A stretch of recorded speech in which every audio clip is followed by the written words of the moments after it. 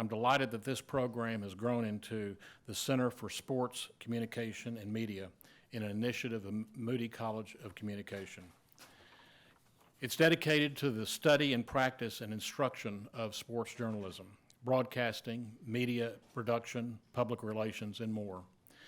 And I'll have to give credit where it's due. This would not have been possible, this program would not have been possible, the symposium would not have been possible, and not off the ground if it wasn't for Dean Rodhart and the continued support for our Dean, Jay Bernhardt. In a moment, you'll hear more about the center from Director Mike Butterworth, but first I'd like to talk about the ambitions of the symposium. Since 2006, we've recognized the influence of sports in the United States, not merely as an extension of big business and spectacular entertainment, which it is, but as a cultural and social force, as demonstrated in debates over stadium funding, gender bias in the media, and media coverage and activism among athletes. This year's topic continues in that tradition of important, spirited discussions. Americans, particularly Texans, love football. It's been the most popular sport in this country for over a half a century. And boy, it sure can have a moral and morale impact on campus. After we won the Sugar Bowl, there were so many Longhorns shouting, "We're back," and then slightly more quietly, "For how long?" But new research has called the future of the game into question. We've long understood that football can be dangerous, and yet there's still more to learn about the risks players face when it comes to brain injury and their long-term effects. We have a lot of work to do to address those risks. Back in 1905, to limit the dangers of the game, President Roosevelt got involved and football rule book was basically rewritten. Of course, I'm not calling for a government takeover of football. That would be too extreme, and I'd hate to see a Super Bowl where all the players have to be furloughed. By the way, it went until 1943 that the NFL made helmets mandatory, so change can be slow, even if ideas now seem obvious. This symposium gathers a range of voices, athletes, administrators, physicians, academics, and journalists, to respectfully engage in competing values and interpretations. A 4-hour symposium can't be exhaustive. Hell, depending on the number of challenges, is barely the length of a football game these days. But in that time, let's listen to each other, find common ground, and consider how we balance our human interest in sport with our human responsibility to one another's well-being. Thank you for being here today for this important conversation. Now let me introduce you to the director of the Center of Sports, Communication, and Media, who's really done a fantastic job, and I'm very impressed with the work he has done. So let's give a very enthusiastic welcome to Dr. Mike Butterworth.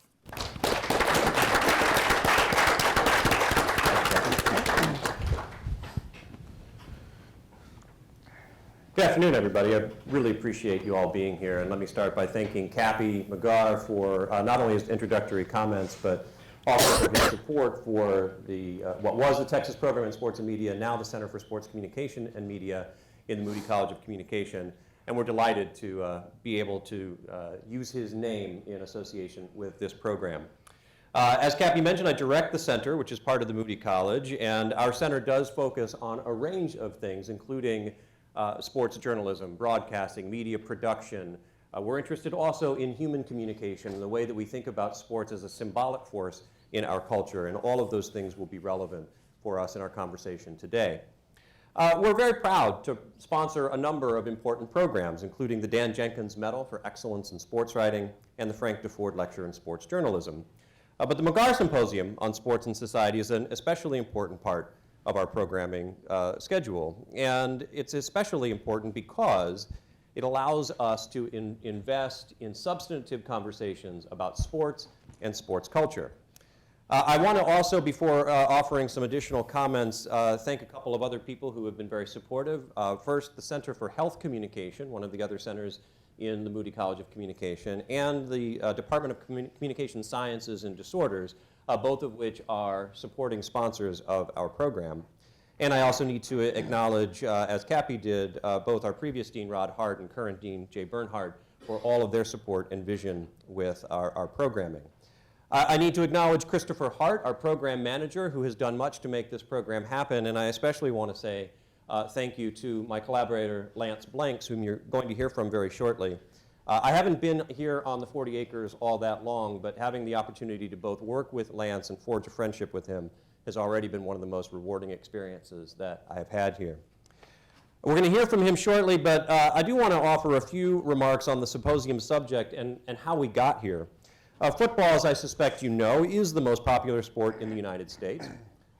Somewhere between 110 and 115 million people will watch the Super Bowl this coming Sunday, more than any other televised event over the course of the year. Meanwhile, ESPN is currently in the middle of a $5.64 billion deal to broadcast the college football playoffs, and the Wall Street Journal reported earlier this month that the football program at the University of Texas at Austin is worth $1.1 billion, more than any other university. At the high school level, while rates of participation have begun to decline slightly, over 160,000 Texas students still play football each year.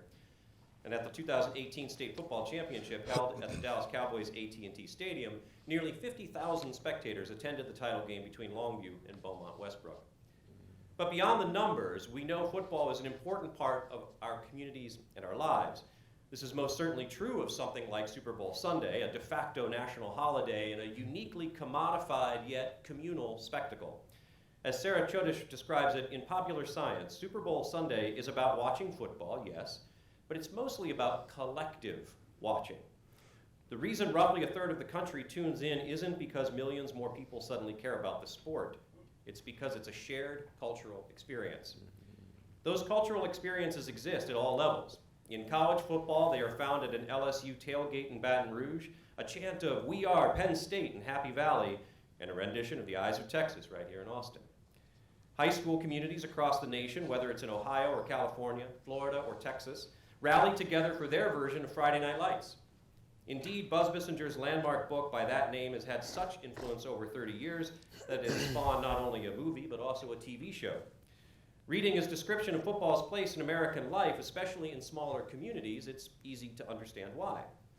Of all the legends of Odessa, that of high school football was the most enduring. It had a deep and abiding sense of place and history, so unlike the town where not even the origin of the name itself could be vouched for with any confidence. Yet, for all of its civic virtue and for all of the lessons it imparts about dedication, teamwork, and sacrifice, football is at a crossroads. No matter our love of the sport, the evidence of its effects on the brain cannot be ignored. Recent news in the Texas Longhorns community reminds us of the price of glory. As many of you will know, Tommy Novus, among the most celebrated players in UT history, died in December of 2017. Earlier this week, we learned from Dr. Ann McKee at Boston University that his brain had the most severe form of CTE, chronic traumatic encephalopathy, that can be diagnosed. Sadly, Novus's name is now added to a growing list of other cases: Mike Webster, Dave Duerson, Junior Seau, Tyler Helinski, and many more. Since Dr. Bennett Amalu, the subject of the Hollywood film Concussion, first identified CTE in 2002, concerns about concussion specifically and brain injuries generally have changed how we think about and talk about the most popular sport in the country. As we'll confirm today, there is no simple solution. The medical evidence cannot be ignored, yet, even if an outright ban on tackle football were feasible, it's not clear it's desirable. In short, we are in need of not just a conversation about head trauma and the future of football, but also a vocabulary for how to have that conversation. We need an attitude that positions us to listen, mindful of legitimate causes for disagreement. Our goal today is to provide a model for just such a conversation. We are honored to welcome to the stage an array of experts, from those who have played the game, to those who study its impact on our culture, to those who care for the bodies and brains of the players on the field. On behalf of the Moody College of Communication and the Center for Sports Communication and Media, welcome to the 2019 McGarr Symposium on Sports and Society, Head Trauma, and the Future of Football. Let me now introduce to you my colleague and friend, Lance Blanks.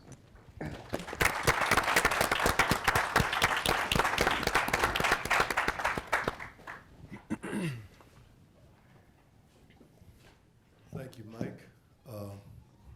They teach you in public speaking that icebreaker to start. My icebreaker is I hate going behind people that speak that well. So thanks a lot. Can you all hear me? Okay. Thank you for the warm welcome. Thank you for taking the time to come here and listen to us talk about head trauma and the future of football. My name, as Mike said, is Lance Blanks. I'd first like to start by giving some special thank yous. First to my mother, Clarice Blanks, who took the time to come here from Houston, made the trek from Houston to Austin and be in attendance. So thank you, Mom. Clarice Blanks, thank you very much for being here. I want to thank the university. Met my wife here, who is now my friend and not my wife. No joke in that, we are friends.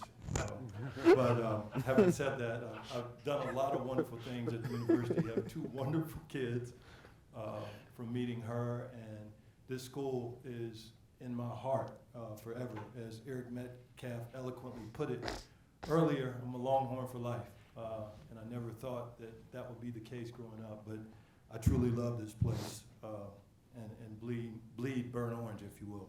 Thank you, Cappy. You're a big time dude, man.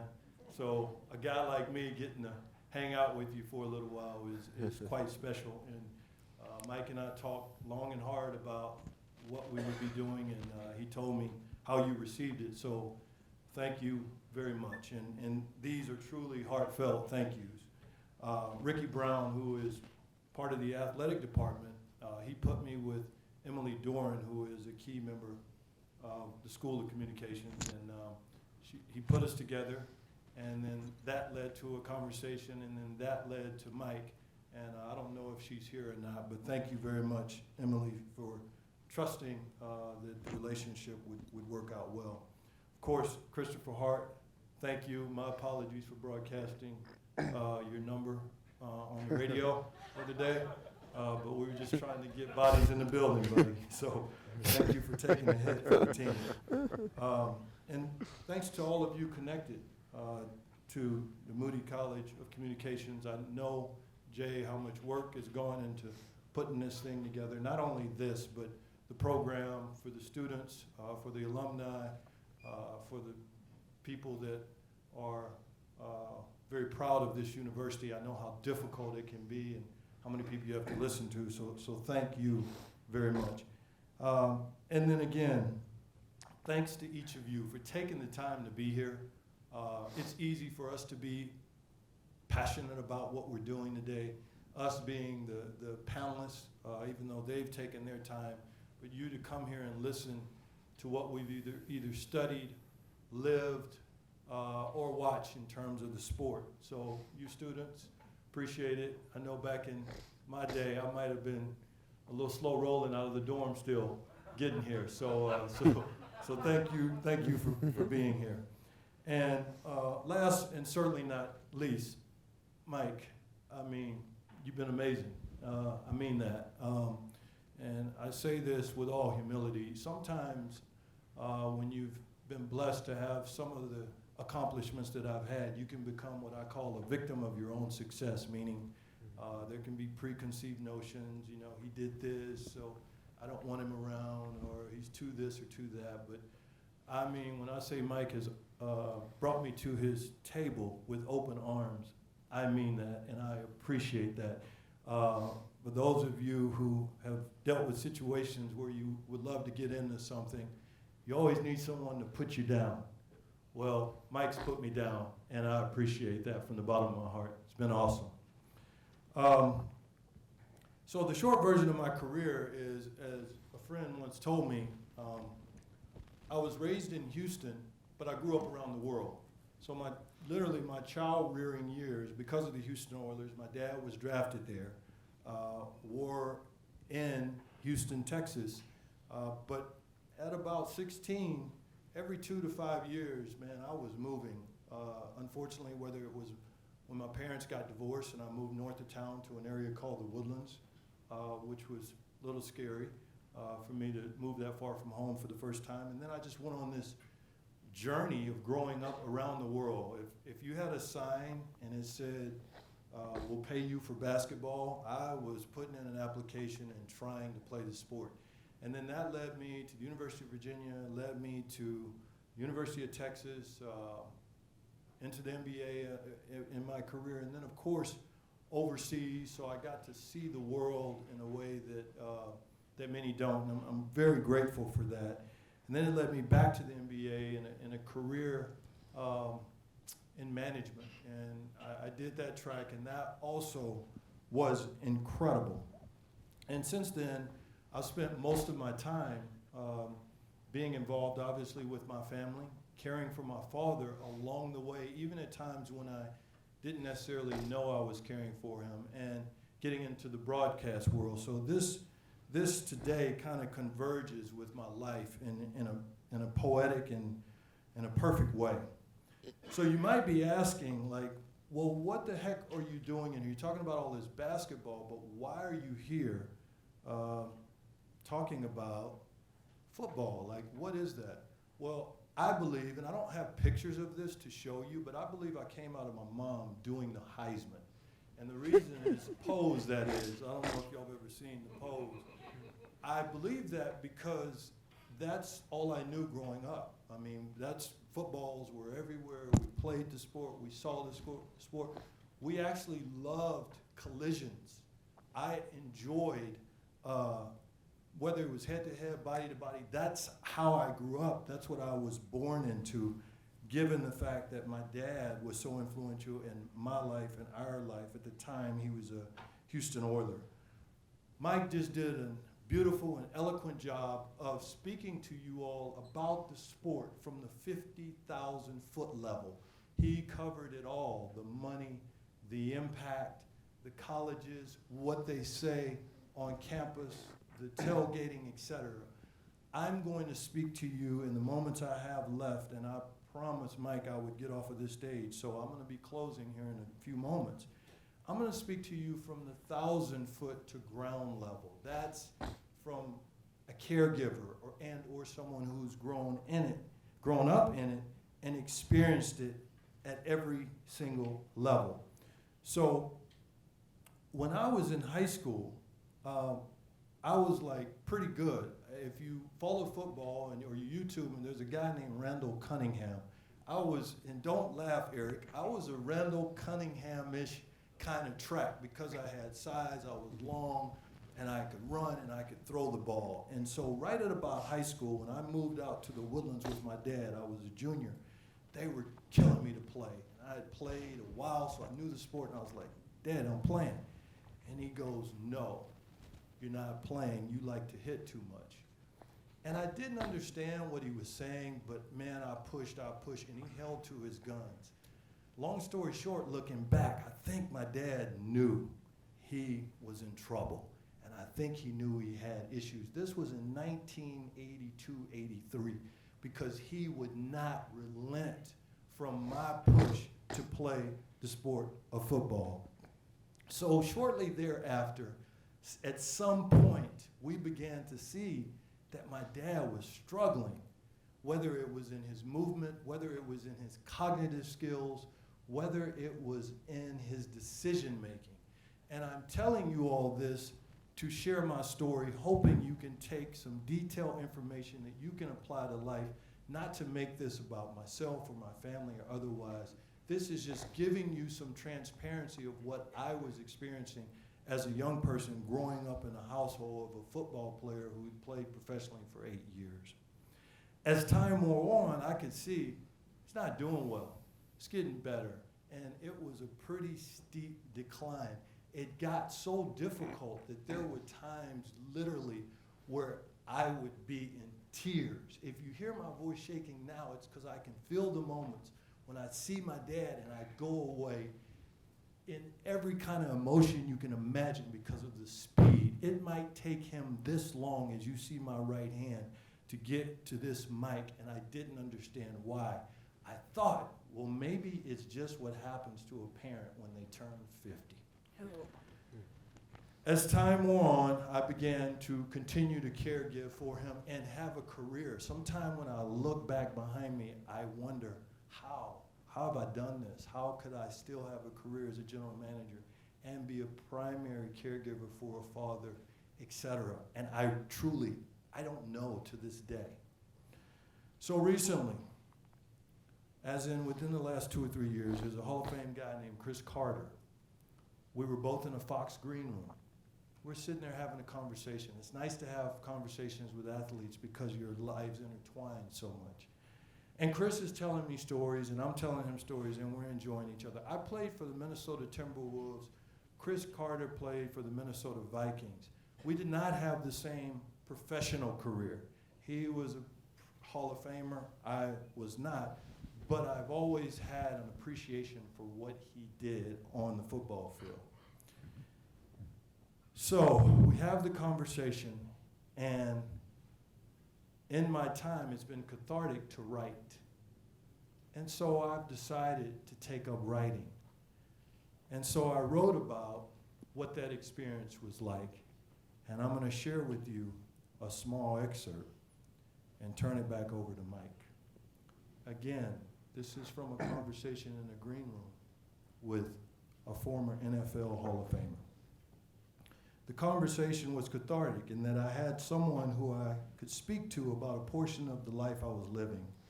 I'd lived through watching my dad's life unfold, so I was able to connect the speculation and reality of a retired player suffering from CTE.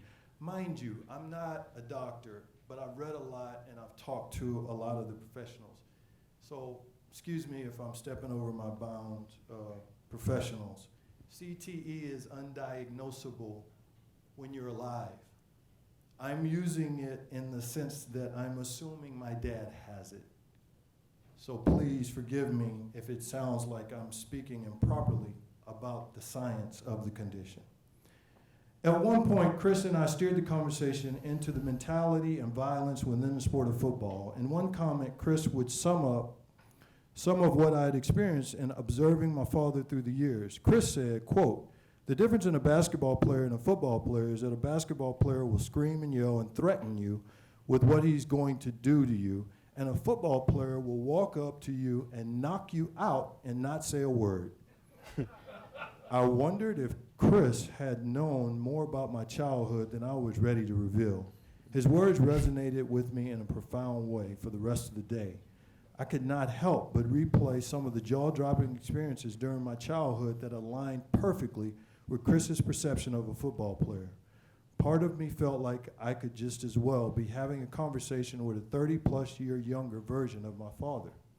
Several months after my conversation with Chris, he gave an emotional monologue on his Fox talk show. During Chris's speech, he spoke about things I'd wish I shared the day we spoke in the green room. He questioned, what is going to happen to him? He said he was conflicted about CT in the sport of football. He also courageously shared that he was willing to suffer the consequences, quote unquote, because of what football did for him and his family. If I could have turned the clock back a few months, I would have shared with Chris that if he's not one of the lucky retired football players, he might put a golf club through a window in a road rage interaction. I'd have shared that he might end up needing help 24 hours a day for 365 days out of the year. I'd have shared that impulse decision-making would likely become part of his personality, as well as intense addictions to foods, gambling, and taking unnecessary risks.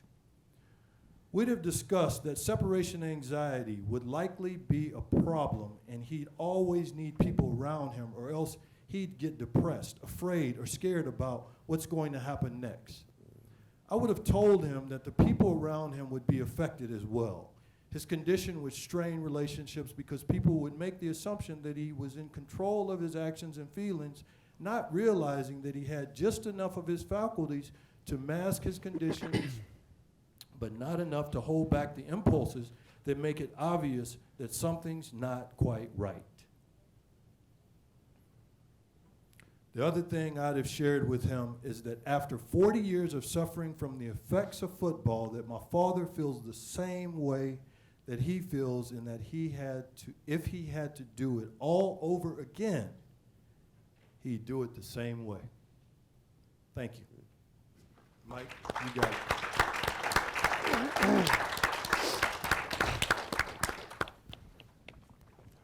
Thank you very much, Lance. Lance is entirely too modest in his comments, but I especially want to just thank him for humanizing the issue in the way that he just did through that passage. So thank you very much, Lance. We got started just a little bit late, but we're going to get ourselves back on track without any further delay. And I'm pleased to introduce to you the folks who have been waiting up here as the first session, which is called Understanding the Symbolic Place of Football in the United States.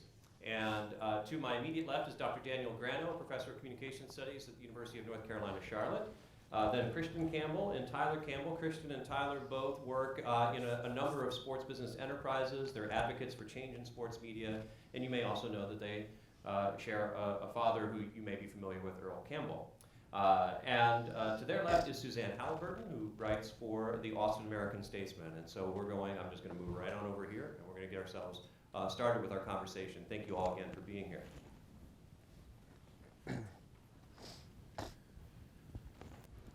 All right, so let's start with football as a cultural force, as a cultural phenomenon in this country. We've talked about the Super Bowl. Cappy mentioned for us that Texas is back. There's always conversation about high school football.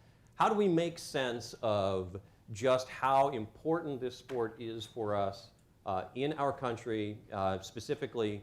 Maybe we'll start with Suzanne so we can comment on Texas in particular, and then open that to conversation throughout the group. How important football is into the state? You bet. Well, to localize this, I've been working on a series of stories looking back at recruiting for the past 30 years, because recruiting has turned into its own cottage industry. And so many middle-aged to older men and women are obsessed over where a 17-year-old's going to go. So I was talking to Cedric Benson last night. He was #1 on the Fabulous 55 in 2001. Also was the star running back from Midland Lee High School, which had its own culture. They won 3 straight state championships. And just asking him what it was like growing up in this oil patch, and people knew who he was when he was in junior high school, that he was going to be the next big thing. And he said it's just that's the only life he's ever known, is that somebody knows who he is anywhere he's gone, from Midland to here to Chicago, where he was drafted. Doug Walker winner, and now he's in business for himself, and it's just he kind of represents how big the sport is.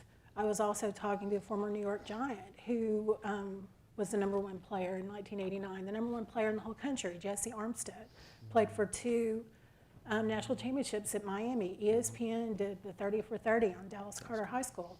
And he's living in Dallas. He's New York Giants Ring of Honor. I think 5-time Pro Bowl, huge. I said, how do people recognize you? He said, they recognize me for playing for Dallas Carter High School. And that guy's almost 50 years old, and he said people still stop him in the street. And so it's just football is just, it doesn't matter what your socioeconomic, who you are, middle class, upper class, blue collar, white collar. It's you can all sit in the football stands and you love people on the field, and it all it's a commonality of everybody. So I don't know how, if that's just very in-depth or whatever, but yeah. No, I think that's great, and maybe Christian and Tyler, you both played here locally at Westlake. Why is that different in Texas, though? Because that sounds like that could be something that would be characteristic of the sport in other places. Go ahead. No, it's religion. I think you grow up, even if you don't have any sense of athleticism, I think as you grow older, especially through your high school, middle school years, to be a part of something, a team, right? Whether your future is going off to college or you go and do something else after high school, I think it's kind of expected, kind of like a rite of passage, I think, to be a part of a team. And I think it's awesome. Because it provides you insight into how the world works, right? There's 11 people that play football, but 11 people doing 11 different things isn't going to get you very far. You have the concept of a team where you're part of a group and everyone does their job. Ultimately, it ends in success in some aspects. So I think it's part, I guess, religion, but it's also the ultimate team building, life skill preparation, I think, for the real world. The ability to learn how to get back up in life after you get knocked down is understood the moment you start to play the game. But I think, I played football at San Diego State University, and I think growing up here in Texas, you just think that high school football is that way. You just think that 20 or 30,000 people show up on a regular on a Friday night, and then you go and you see in San Diego where I was, or in LA, and you see the high school stadiums. And you see that on a Friday night, the #1 team in the state might be playing the #5 team in the state, and there's like 1,000 people there. And you're like, man, what's going on? You know, what's going on? But there's so many other things going on in California. I remember traveling to Ohio State University. We go play Ohio State, 100,000 people screaming in the stadium, but then you see the culture of the schools passing through Ohio, and you're like, man, this is nothing like Texas. And it's an arms race in the state of Texas right now because you see $250 million indoor facilities that are getting built like clockwork. So it's not just the parents of the kids, not just the former players of people who played high school football. It's even the people in the school board, the administration, the amount of jobs, the amount of income that comes into a school. Like, you see the politics at a very early age on how big of a difference maker football is here. And it's not just the late 2000s this taking place. I remember reading a book called The 12 Mighty Orphans that was written by Jim Dent, and about the Masonic orphanage back when there was a 12-player football team. And this 12-player football team of orphans, undersized, they dominated Texas high school football in the days of the Davy O'Briens that were mentioned in the book. And even back then, people in Corsicana would align for the state championship, and they turned their car lights on with no electricity. You know, they didn't have the stadium lights like we have now, and you were still hearing about 30 or 40,000 people for a state championship game. This is in the 1930s, but you could see, and you could see in the book how coming out of the Depression years in the state of Texas, high school football was something that brought people together and gave them something to believe in post-Depression era. So it didn't just start in the 60s, the 70s. It didn't just, Texas high school football, it didn't transcend then. This has been here, and it has been a sense of freedom for people. It's just on TV now. It's all every, yeah. It's on TV, right? Tyler, let me ask you a question. Impressive grasp, let me say first, of the history there. Mm-hmm. Bring us into the modern era in terms of what you've seen, because you have a unique, you and your brother have a unique perspective. Mm-hmm. What are the advancement may be the word, maybe it's not the right word, let's say in the last 20 years that you've seen, maybe that weren't there in 1996 or 97 that are there now in terms of the interests and the cultural impact that's there in 2019? My goodness, kids nowadays are so far more advanced with the game of football. They're growing up in this with their bodies. They're trying to mimic what they see on TV. I mean, the impact is of what kids are doing now versus even when I was in school in the early 2000s is unbelievable. It's like kids are even more athletic. They're even bigger. They're even faster. Geez, oh my God, when you play high school football now, it's like it's turning into like college business almost. So kids are almost getting honed into sports. One sport, you're putting all your focus into football, more so than it's harder to, there's 7-on-7, there's weightlifting off-season program. Before you know it, 365, you're doing football. Those things are changing as well. The impact and obviously the game speed has changed a lot. And culture-wise, I think just as much as it was before, people still love the game of football, but I think you guys talked about it. There are also some people who are more aware of the things that you could possibly walk away from given the fact that you play this game of football, even if it is just in high school, even if it was just in Pop Warner, even if it, I think people are more aware. And I think when you play the game, whenever you would see some things take place where people would get up and they would be kind of woozy, you'd shrug it off and just say, hey man, get back in there. You didn't think anything of it. Like you just, oh man, he got hit really good. I think now training staffs and people, they're just more aware, like, hold on, you need to come sit over here, let's examine you. And I'm talking about that at all ranks, from middle school to high school, to I think everybody's just a little bit more aware, culture-wise, of what could possibly take place in the given 4 quarters of somebody playing football. Okay, let me follow that up with one more thought and question, because I'm thinking of it in terms of, some kids may have fear in not wanting to get hit or deal with, let's just say, the elephant in the room, being concussed. Yeah. Do you think there is a cultural, societal, and you guys would be great examples because of who your parent is, pressure to play when you may not want to play or have interest? I think there's pressure, but I think like on the concussion part of it, I think people have the misconception of when you have a concussion, you have to be out cold. I think the worst part of it is you can suffer throughout the course of a game 2 or 3 lower grade concussions and still be coherent, and that's just as worse as having 1 concussion and being out cold for the game. So enough of the lower grade concussions over 4 quarters are just as bad as having 1. And y'all don't tell anybody that you got it. Yeah, because you're still out there competing. You're just not seeing one thing, you're seeing multiple things, or you're seeing the colors, but you're still out there. But it's provided a way out for so many people. Yeah, man. And I think it's going to continue that because of the revenue that's generated, that I think that's when you start kind of getting down a slippery slope. Like his dad passed when he was in the 5th grade. So it was 1 mom with 7 boys and 4 girls. And they lived in a 3-bedroom home in East Texas. And his way out, he'd been blessed with God-given ability, but his way out was through football. And he goes from, I think he came to UT with a couple pairs of clothes and some sneakers. And Holes in the jeans. Yeah, he had holes in his clothes. He never had central heating and air until he moved to Jester. He didn't know how to work a thermostat when he came to college. Wow.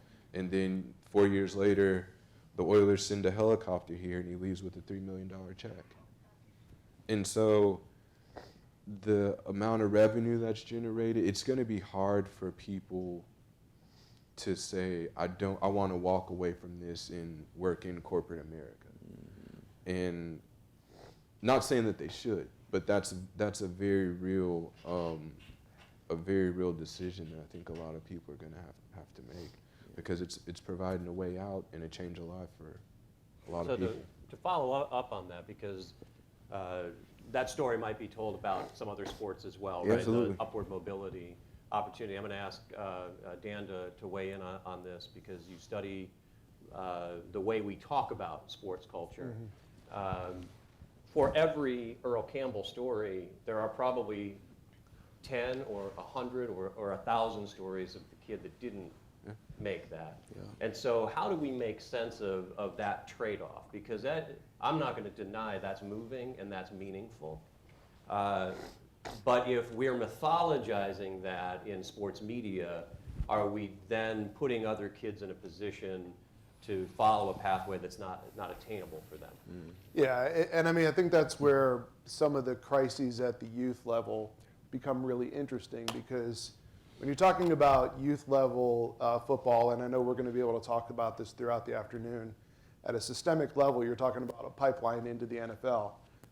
The back end of that pipeline is easy to mythologize, because you're already selected for the folks that made it, and there are a lot of stories about that as a way out of impoverished conditions or other kinds of social marginalization, but is, as we know, a very, very small percentage. And the NFL's investment in, if we're talking about getting to pro football, in that pipeline and in reassuring people that the risk is worth it at the level of thousands and thousands of youth and high school programs is to provide safety reassurances like Heads Up and other kinds of programs. And I think that's why we see the NFL investing down into the lower levels of football. I was talking to Mike the other day about this, that if you watch a Gatorade commercial or you watch the official promo that the NFL is running for the playoffs, they are all linking NFL players to youth football players. NFL started Heads Up Football as an explicit reassurance to mothers who were pulling their children out of football. And so one of the concerns that I have as somebody who, I'm a lifelong football fan, and now I'm a critic of the way that the NFL treats its players from a health and safety perspective and the way the NCAA treats its players from a health and safety perspective. As I'm maintaining being a football fan, I think that where I come from this experientially is maybe where a lot of people in the U.S. find themselves is stuck between wanting something to be reformed that we all maybe are starting to recognize needs to be reformed, while also recognizing that something that is really special to a lot of people is at very real risk. Also the way we cover stuff and just the way the whole soft thing, and you hear like the penalty that was called on Tom Brady by the Kansas City guy, barely touched him, but they're just trying to look out for safety. And it's like, but critics and Twitter and everything that were like, oh, how dare that call be made? He barely touched him. But we've got to let the NFL and colleges continue to call those penalties as deterrents. And we in the media or whatever can't be critical of them trying to do that or complain about it. Because one of the challenges with that is bringing the passion into the game that fans in particular bring into it. So I'm a Chicago sports fan, so I lost my loyalties early on in the playoffs, but I found myself firmly in the anybody but New England camp going into the championship games. And so I was outraged that that was a penalty against Tom Brady because I couldn't help it. And I find myself doing that, very instinctively as a fan, reacting to something that, yes, if I'm more critical, I might realize is designed to protect the players.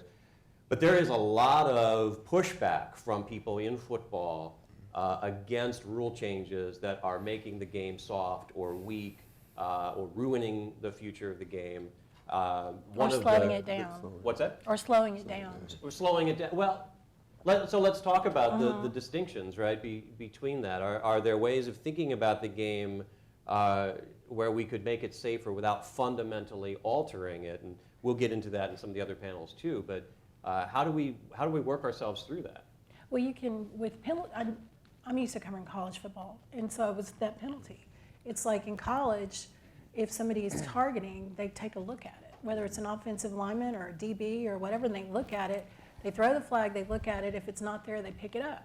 Why can't the NFL do that? I know a lot of they don't want to slow down the game, but I think that's a good rule change. And even though I sit in the press box and whine about deadline that they're doing this, it would take. I mean, that penalty probably would have been overturned, but just have, and it also would be not. I'm not going to say a deterrent, but if a player's got to think about making that huge hit, and we all love him. I mean, your dad, famous for initiating contact, but it's like if we just remove the, don't have those big hitting plays be the highlight, like the stuff, and just have players not hit each other like that, or not go to the head or whatever. Question, the targeting rule, they don't have that in the NFL. For instance, if the penalty takes place, there's no seeding in the next game. No. There's nothing. There's the fine, right? I guess they fine. There's the fine, and Yeah. everybody knows that that's the easy one. Fine me, I got the bankroll for that, baby. Let's get back in the game. So you got to hit it at a deeper level than just maybe the pocketbook. Maybe, I don't know if it's quarters or games, but that will at least cause you to be, I guess, more aware, to be more cognizant of how you approach the hit. Well, coaches will also teach it better than to make everybody more cognizant on these hits. And I mean, it's even offensive linemen even get called for them, and it's just defenseless players. And if we, as media, don't make fun of the NFL for doing stuff like that, and if we get rid of the word soft in our language about football players or any sport, then then maybe that will help players not want to put their bodies like that. Can I play Yeah, devil's so- advocate? It's so hard because it happens so fast. Oh, I know, and I'm a girl and I've never done it, but no, seriously, I'm not. I feel you, yeah. But yeah, but it so does, but hard. it's like you don't, and I see it, like a lot of times these kids, I think it was Iowa State, Washington State, were like going for it, the kid ducks, and there's no way you can do anything about it, so the defender gets a 15-yard penalty. But bring up Washington State, their coach, Mike Leach at Texas Tech, got fired because he put a guy in the closet as a punishment. You're right. And to my embarrassment, and I remember members of the media of my, friends were like taken up for Mike Leach for doing that. And like, well, that wasn't that bad. I'm like, don't do that Yeah. you're right. to a player. I mean, don't embarrass him because he had the audacity to have a concussion. I mean, you can't do that. So I think it just has to be recognized from every layer. Right. And I think we have to come to terms with the fact that that kind of reaction is indicative of the NFL has sold violence as central to its product. And so trying to legislate violence out of the game feels a little bit like safety theater at times, especially when you're putting the onus on players. I never played the game at an organized level. I played pickup games with my friends, so I have no basis of expertise to talk about this level. But I trust players who say that it's extremely difficult, if not impossible, to take your head out of the game at full speed. So it's very, very difficult to legislate violence out of the game at a technical level, but I think it's also, we need to be real about the fact that some people don't want it out of the game. That's true. Our president tweeted last year about the soft rules and because somebody got tagged. But I mean, I think gratuitous hitting a defensive player just gratuitously, we can take that out of the game. It's like they want regulated gladiator sport, Right. if there is a such thing, right? Because these guys are gladiators. What draws you to the game is watching these supreme athletes compete. But at some point, how do you regulate it but not compromise the product on the field? Right. And that's, I don't know how the hell you do that. And if I can throw opinion in, I think at that point, that's a different sport in my mind because of, Absolutely. I didn't play at the collegiate, played up to the high school level, but I've been around it and seen it enough, and I'll be interested to hear some of the guys who have played.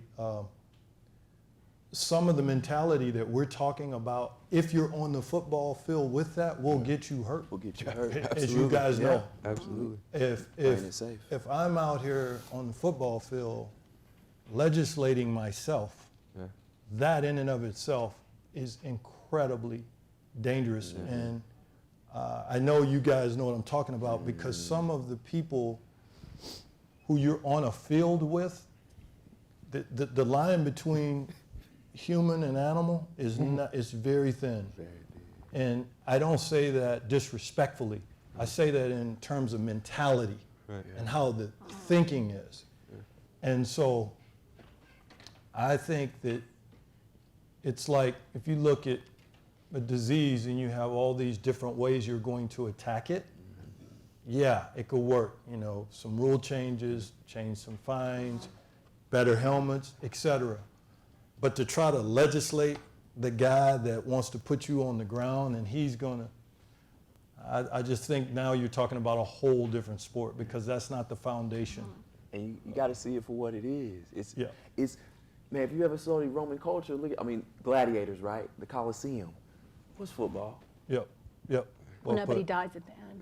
Yeah, but it's a gladiator it's gladiator. sport. Yeah, it is. And go ahead. That really raises, I think, one of the sub-questions to the larger conversation. And I'll use an example that many in the audience will, I'm sure, be familiar with from last off-season. As we approached the college football season during ACC Media Days, the head coach at the time of the North Carolina Tar Heels, Larry Fedora, was asked to comment From the state on of some of the Texas. rule changes.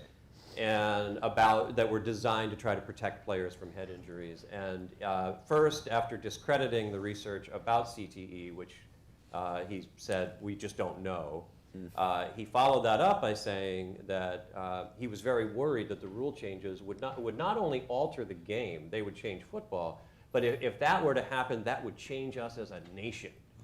that there's something about our identity culturally and probably more specifically about our masculinity that's at stake. So it's not just about the game in and of itself, but it's about an expression of identity outside.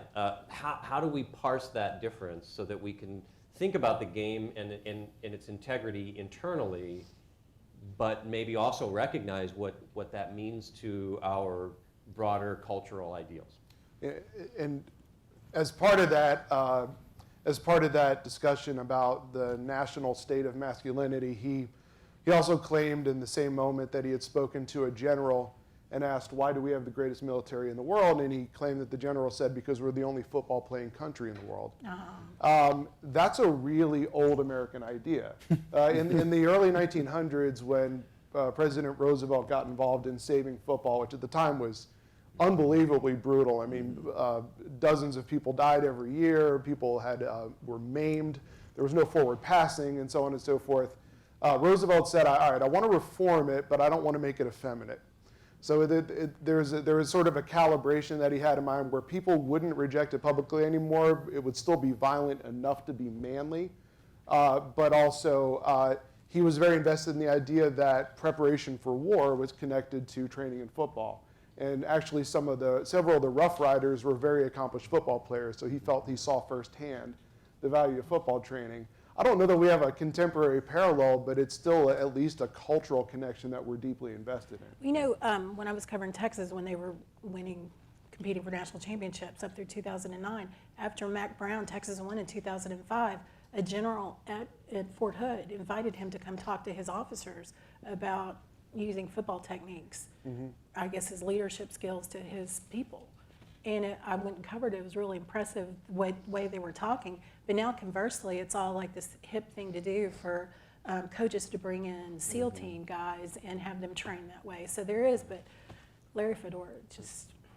It's sad. Let me add to that. There's a group called After the Impact, which is, it converges with the military and former football players or retired football players because there are so many similarities with, pardon the pun, the impact of war and what they experience. And not only that, the actual players, but the families in terms of caring for them and dealing with the PTSD, et cetera.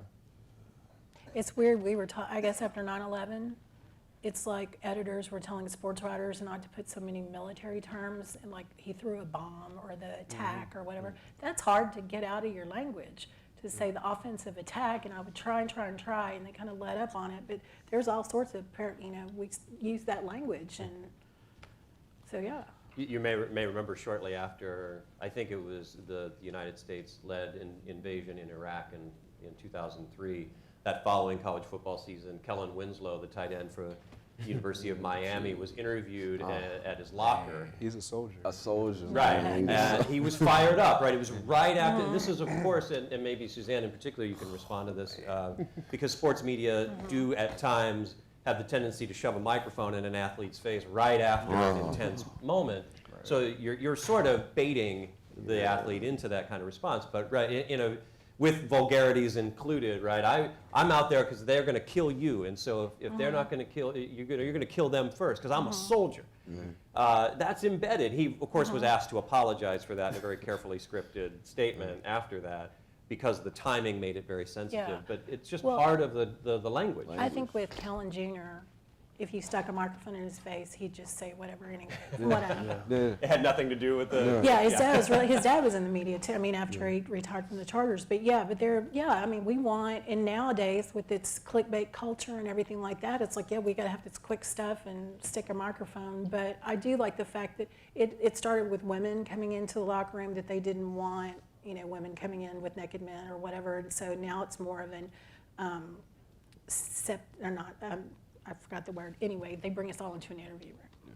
And so you don't get that immediate reaction in a locker room. It's a more sanitized press conference. But, you don't have to have people screaming to write or tell a good story.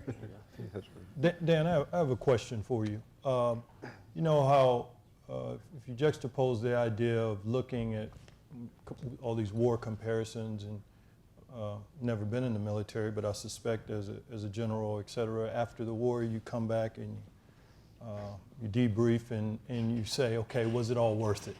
Whether, injuries, casualties, what you got out of it, et cetera.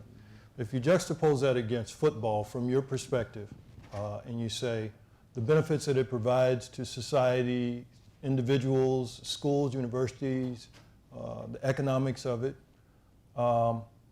with potential damage that's being done to those, let's say, who don't make it and otherwise, where do you come out on that in terms of it being worth it, not, or needing to be grossly changed in order to be worth it? I'm not trying to put words in your mouth. No, I appreciate your view that. of that. I can only speak from the perspective of somebody who's interested in it at a cultural level. I don't have a personal investment. Whatever way it goes for me, there's nobody in my family or me personally that's going to be affected in terms of my body's not on the line. So as somebody who is in a position with that qualification in mind, like I said before, I find myself stuck between wanting to recognize and honor the importance of the sport for people that I read about and I listen to and I get to meet personally, alongside thinking about the people who have said that the costs have been too great for them. And I've not only met people individually, but also worked with people whose families have been deeply affected, like your story, who said that it wasn't worth it. And I guess rather than coming out in a personal place, what I find interesting is whose story matters more and why. So does Brett Favre saying that when youth football, when he watches kids play tackle football, he cringes, matter more than the dad on the internet who says, don't tell me what to do with my kid? That's an interesting part of the debate that I don't have a single answer for, but I feel like that's a big part of where we are and what we have to figure out. That's interesting too, because when Tyler and I spend time with my dad or his friends, other guys that competed at a pretty high level, it's no secret that they're all beat up. Yep. And the one commonality they all have is it was the most fun they've ever had in their life, and if they could do it all over again, they'd want to figure out how to do it longer. So you see these guys and they're physically beat, but they had so much fun doing it, and the relationships that they formed along the way gonna last them a lifetime, where it'll make you question a lot of things. You're like, damn, man, you got beat up, but it was so much fun for them that and Tyler and I, we speak about this from time to time too. It's like, how do you have that much fun, A, but B, when it's all said and done, what makes you want to do it longer? Yeah. So that's an interesting thing to piggyback kind of off of what you said. Same thing your father said. Yeah. Yeah, he said, yeah, No. can't. But when you're talking about using your dad as an example, your father carried the ball how many times a game? Just was a workhorse. A lot. And that was in the vernacular. You describe a great running back as a workhorse because, and they'd say in the fourth quarter, you're pounding. Well, now because of guys like your dad and others, I guess probably maybe 10, 12 years ago, you have rotations now with running backs, and that's how teams like to do, because it's with a specific running back, there's only so many hits or carries they can take. Absolutely. Finite number. And so maybe you do that with some of the players, some of the positions, and go, we need to platoon. I mean, maybe it's a better idea to save these guys' health, and they can play longer if we, running back by committee or, wide receivers. And I don't know if you could do that with line. It's like a offensive pitch line, count. that's Yeah, line. it's- Yeah, yeah, pitch count, pitch count, exactly, yeah. Right. Absolutely. Save the arms. So those would certainly get into some of the potential changes in the game itself. Pulling it back a little bit, back to the way that we consume and pay attention to football. Is there any reason to believe that this conversation, not this one specifically here, but the larger conversation about head injuries, will change the fact that this is the most popular sport in the country? The contracts suggest otherwise, the viewership suggests otherwise. There's such a firm grasp. Is there any challenge to that?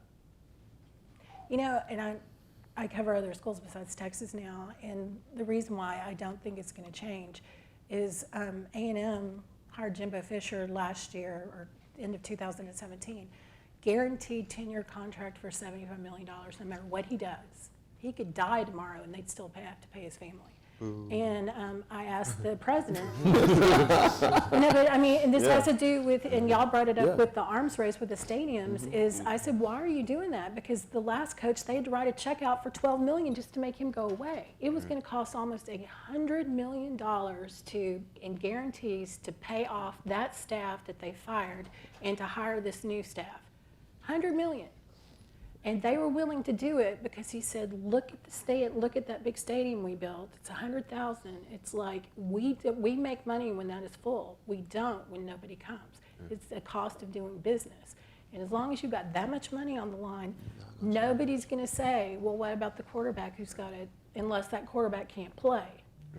And I know, like, you know, Texas had David Ash, couldn't play. I mean, it wrecked their seasons. But, I mean, Colt McCoy played in the Big 12 championship game in 2009 with a concussion.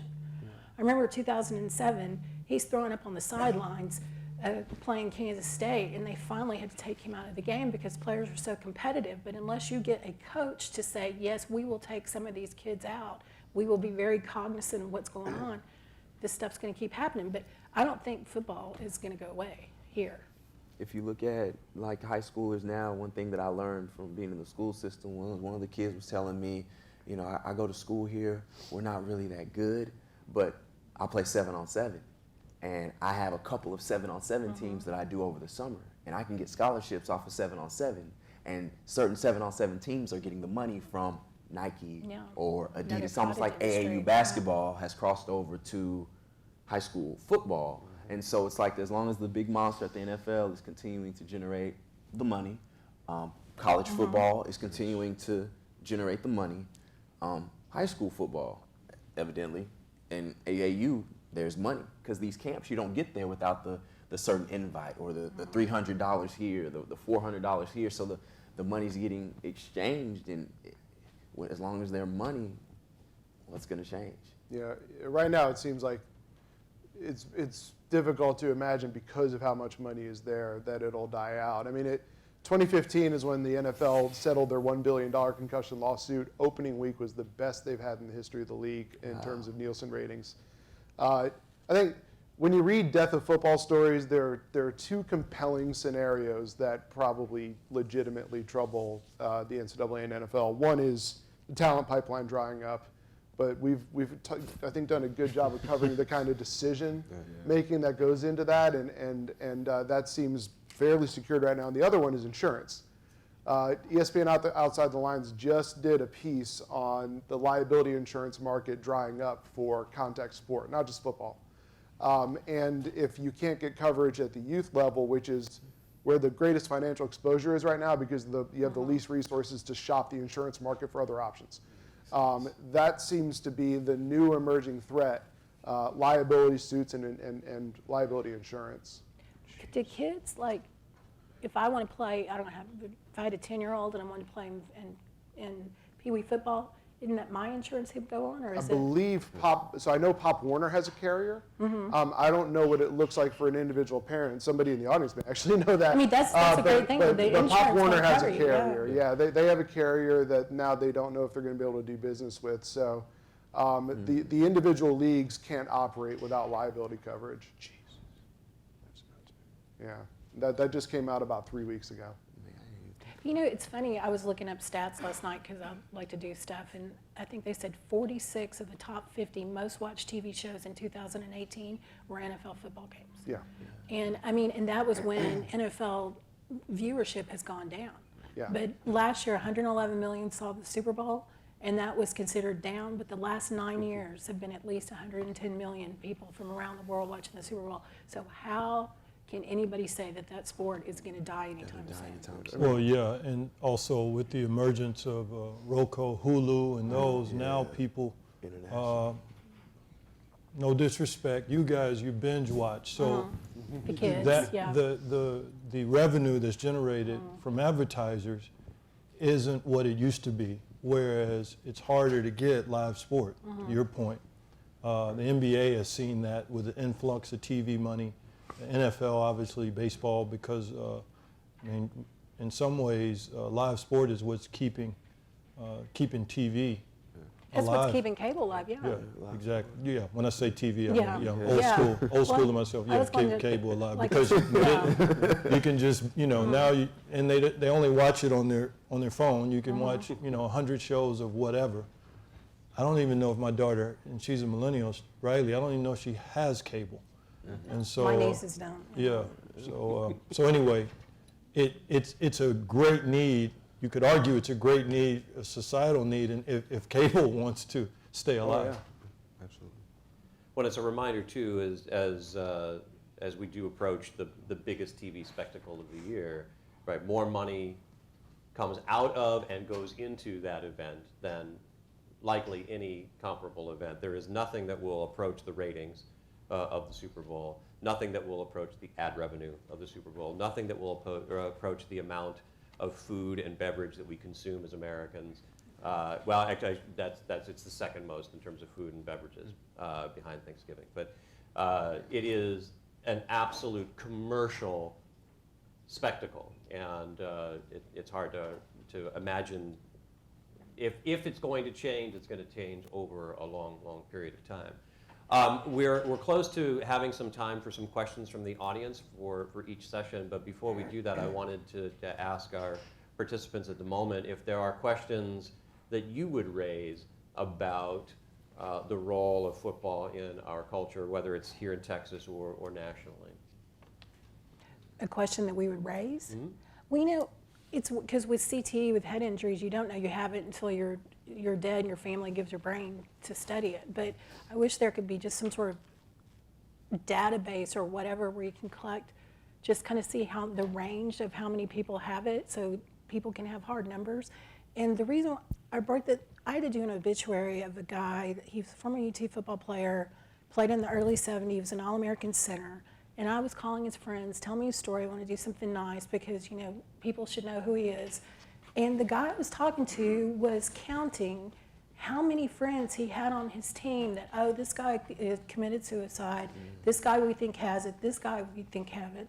Tommy Nobis brought up, I shared you the story, another teammate of his was diagnosed with CTE. He died, it's just like, it's the kind of disease that we don't know, that people don't know about until you're like your dad's age or something. That's when the effects, and it's like, maybe, I don't know how you get that within players to recognize that and It's their kinda parents like- and let them know. I definitely agree with you. I think it's kind of like the machismo aspect of it, where it's going to be hard, I think, to get guys to speak up until they're like well on in age. I think, but something like that, the documentation of it definitely needs to be kept up. The one thing I will say, though, I think that gets overlooked a lot is the evolution of technology.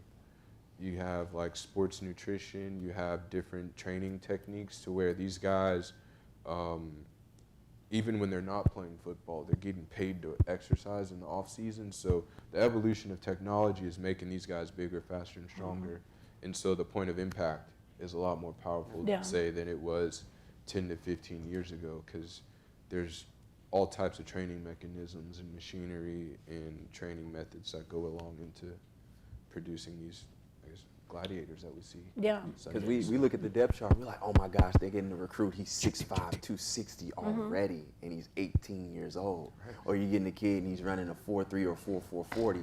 Yeah, but what does that look like when he hits 225 pounds, streamlining down the field at the same time? UT was getting their first 300-pounder was like late 90s or mid 90s. That's just how much, and it's just. They're groomed earlier, man. The sport is going to get faster and faster. But that is true. Like, just physics tells you it's going to get worse. Yeah. So I want to speak to a point, and I'll make this brief, that Suzanne brought up regarding the data and the testing, and you dovetailed it well, Christian, with your point about guys and with the testing and whatnot. So I have firsthand experience with this with my dad. So in football, you're and you guys did it as well. You're trained to be a gladiator at some level. So if you get hit and you're fuzzy-eyed, et cetera, you're not. You're fine. You're fine, mentality-wise. And so let's say, you know, I'm going to call them the middle group. There's a group that you can physically see, man, something's wrong with him. It's They wobble, obvious. yeah. Okay, and then there's a group, let's say, you don't know, you know, or let's say they're more like healthier, whatever that means. Yeah. And then there's a middle group, and the middle group, typically, because of the training, even if they can't do things cognitively, they're going to mask it. They're not going to say, I don't know what school I'm at right now. If someone, because they're trained to be strong and tough and resilient. And so I've seen my dad for days, he literally cannot walk, go into a doctor's office with what he perceives probably to be fans and get up and walk. I'm like, what the heck? He's tricking me. But it's that he still has that DNA in him that Get up. you got to get up, Yeah. right? You got to, regardless of what's going on in the body. So that, I think, Yeah. makes it difficult, my point, Well, you know, it's to also measure it sometimes with these recognize, guys. like the next day after you play football, like I said, I played one football game as a powder puff, so I don't know what it's like, the feeling is. But it's like, if you wake up the next day, I can only imagine how bad your body hurts. But it's like, if you have a head injury, it's like, what's different about that feeling? What should you alert everybody to? I used to have migraines forever. Those things will kick your ass. And it's like, if you teach the kids in the middle that, yeah, it's okay to tell somebody that this is a different feeling than just your feet hurt or your shoulders hurt. There's one more thing too, I think. Since we're talking about the NFL, you got, and to your point, you're talking about like migraine and the way your body feels, like the evolution of Thursday night football. Right? Yeah. It's like there's so much revenue generated that they're like, okay, we're gonna start playing ball on Thursday. Whereas, and I remember, you know, I've got friends that are still playing in the league now. It's like you play a game on Sunday, you don't feel well until Wednesday. On Tuesday, there's no practice in the league, so it's like so much revenue is generated that you're gonna start playing, telling these guys to play on Sunday, and by Thursday you need to be ready to go again. And That's true. What do you think's Yeah. gonna happen? Well, I mean, college football's doing that too. They'll have a Thursday night game, they'll have a Friday night game, not do it very much in the state of Texas, or Saturday. They've played on Sunday, they 7 days a week. And then you've got more and more bowl games because ESPN needs to put something on TV. It doesn't matter if anybody's in the stands, they need the content for their network, and it's just, find out what's feasible. You're playing college football right now into January. The good teams Good are. team. That's a long time. So you all have raised some really good questions about how we talk about player safety, right? With the positions that players are in, and that is going to make for an excellent transition into the second session. Before we do that, though, we do want to allow for some questions from the audience. So if we've got a microphone here, so if we've got one right over here. I think another one back over there. So, hand over. Hi, I want to say thank you for an excellent panel so far. I feel very informative, like I've learned a lot. I did not play football. I'm from the East Coast. My dad did. He's from New Jersey. So I've seen kind of some things that you guys have talked about, seeing your dad being in a certain way and what he can and cannot do. I'm coming at this from a fan perspective. I love football. Bleed Big Blue, Giants are my team. And when I come here and I see all these things, I see, I'm hearing about the cottage industry of the NFL. I've never thought about the advertising dollars that are lost from Roku. I've never thought about that. Seeing the business side, because I only see the fanatical fan side. My roommate's from the UK, and he's told me that when he's come here, he's seen that the weekend is for football in America. That's it. Sunday is obviously the games, but Saturday is getting ready for the games. But Saturday's the games too, depends on where you are. Exactly. This is what it is. So my question is, when we have, this is America's culture, you got all the money riding on this. Nobody wants to change anything. When I look at the NFL's response to the NFC Championship game, non-call flub, and Roger Goodell, how he never really made a statement, what would his appetite be, or the NFL's appetite be, to basically put down the bag of money and do the right thing?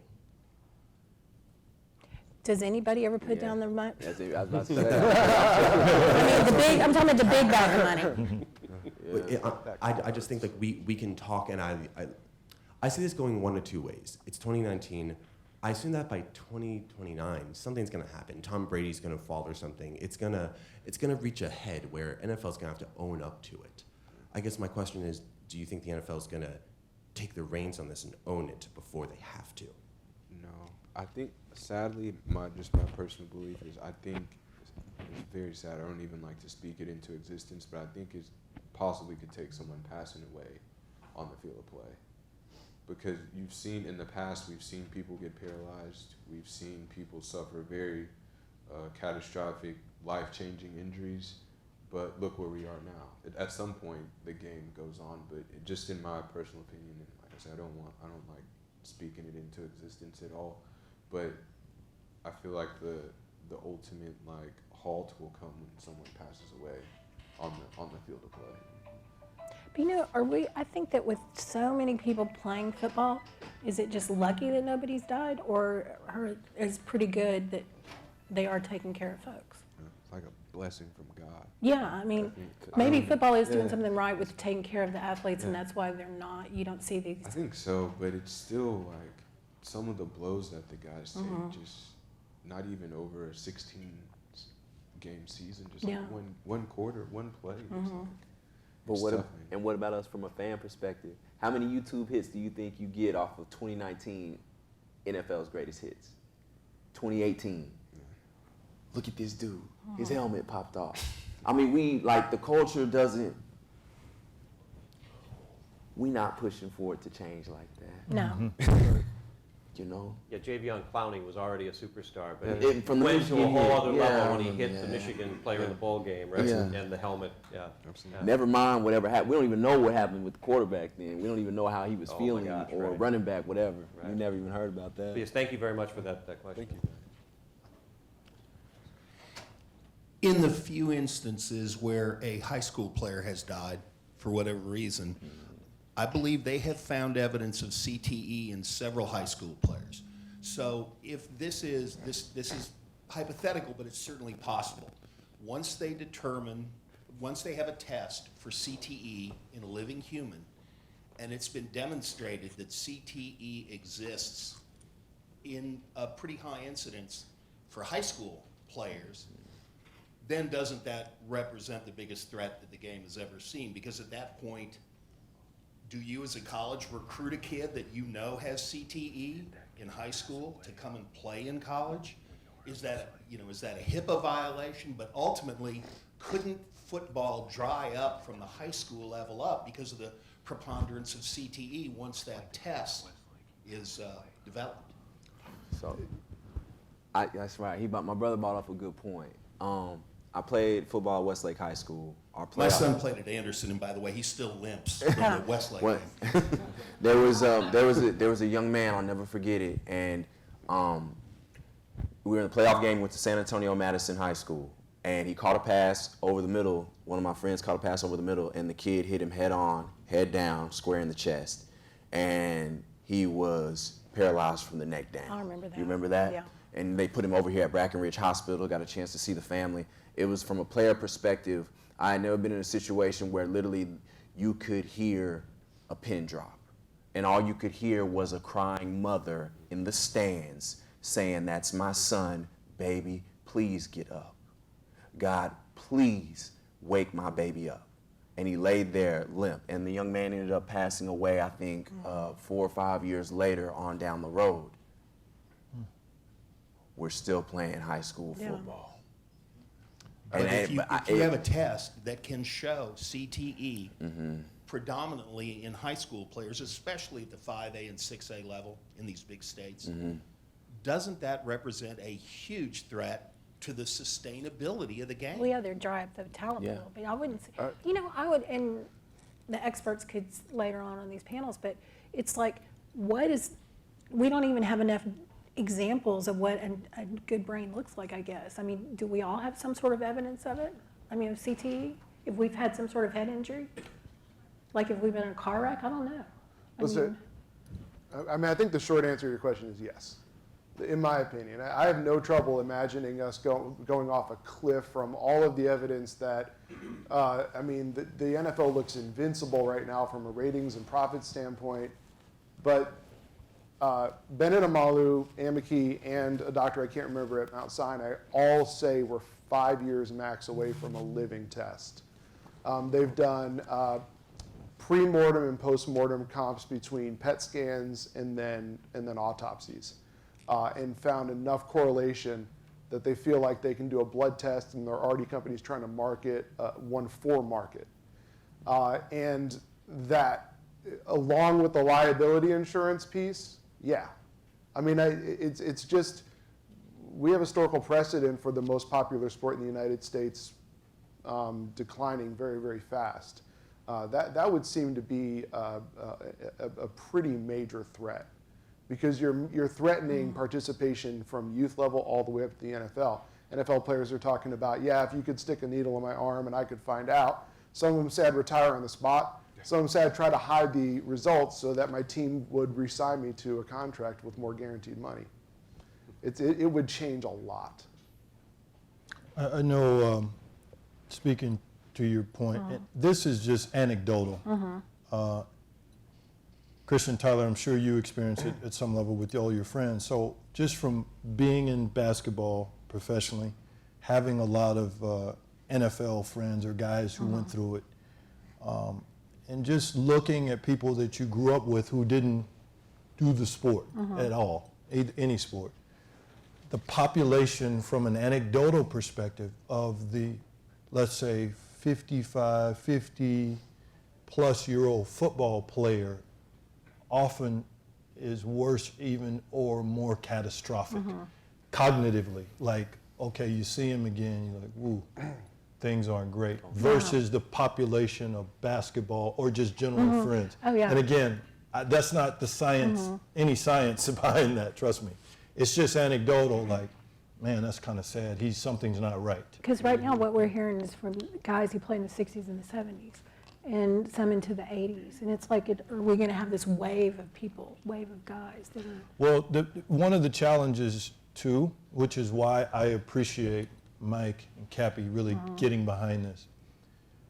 The wave and strength of marketing from those with the money is much stronger than whatever the percentages are of guys who are struggling. You're not going to typically, one, I'm embarrassed, I feel shame, the family feels shame, etc. So there's nothing behind them to market or push what's going on. Well, does the NFL take care of your dad? I mean, the NFL has a program, it's called Mackey 88. It's in the namesake of a guy named John Mackey, who suffered from dementia. My dad is part of that program. John Mackey went on a national campaign with his wife, who was caring for him, because he had a very advanced, aggressive form of dementia. By the way, so the answer is yes, they do. If you're in a home, they give you $130,000 a year until that runs out. And if you stay at your own home, they give you $100,000, and that money goes towards caregivers and stuff. Caregivers and all the stuff, and I can tell you it's not enough to cover the issues. But and I'll sum this up, the NFL's process was, with even Mackey 88, deny, and then eventually they said, okay, we'll go with you, we'll take care of dementia, but not the other issues, not the other neurological issues. Oh, just the dementia part, Yeah, and there are a number of other ones. And then after that, they started to introduce others. They said, okay, we'll do the Parkinson's now. So, speaks to your point. Yeah. They have dinosaur arms in this process. Well, that's looking to be a health crisis coming with our country anyway, with all the people with Alzheimer's. Right. And So we'll have a chance to talk a little bit more about some of those programs. I think we need to make sure that we get ourselves set for the second session, so we're going to take a short break. If you had a question that we didn't get to, we are going to come back to some more Q&A later on in the afternoon, so I apologize for that. Let's say thank you to Daniel Grano, Christian Campbell, Tyler Campbell, Suzanne Albert. And we'll be back shortly for the next session. Thank you all.